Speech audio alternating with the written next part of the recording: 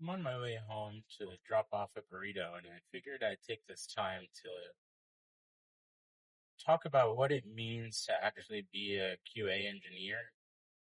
And like, what do I actually do? Um, and part of the reason that I figured I would make this video is because, like I mentioned in my first video, I didn't really know about QA when I was learning computer science and thinking I wanted to be a software dev. I thought, software engineers test their own code and then, yeah, somebody else tests, but I wasn't really sure what the process looked like. So I figured I would kind of share my experience from going from a QA analyst to now a QA engineer and how those positions are different. Because there is kind of a difference, I would say, or you might have seen positions like QA tester, you know. Um, so yeah, let's get started. Um, Basically, the main difference that I can kind of convey in an easy way is that the difference between a QA analyst and a QA engineer is a QA engineer is basically there the whole process. Um, when I was a QA analyst, when I first started out, I would get test cases from project managers, from clients, from someone else to execute for smoke testing, regression testing. I'd get exploratory testing. And often what would happen is I would test that, software app, website, or whatever, write up the bugs, follow the test cases, do some exploratory testing, and then I would send it back to them, and then I wouldn't really hear anything about it, you know?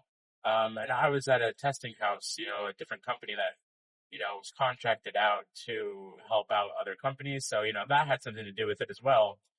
But for the most part, being just a QA analyst or a QA tester, you're kind of there at different stages of it, but the app's already kind of built.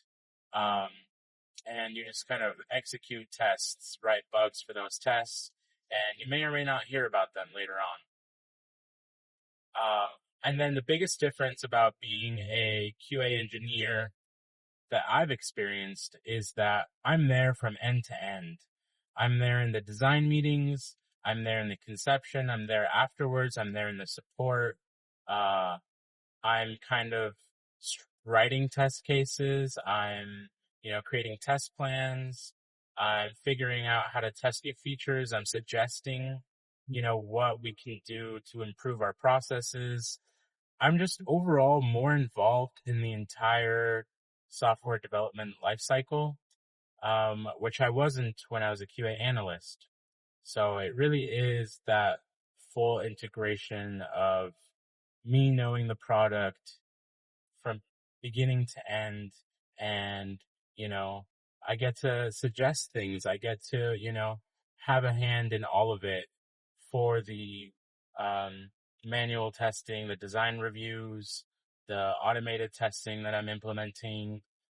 So yeah, I just get to be involved in so much more of the process than just a QA tester or a QA analyst. Obviously, there's a lot more distinctions and I want to go more in depth, but I figured I would kind of just lay that out for now. And I'd like to do a video about what it is that I do, kind of maybe a day in the life of a QA engineer, and just kind of a little bit more details, just to give you an idea if it's something that you would like to pursue as a career or just to understand it more. We have some in-house software engineers that they don't really know what we do.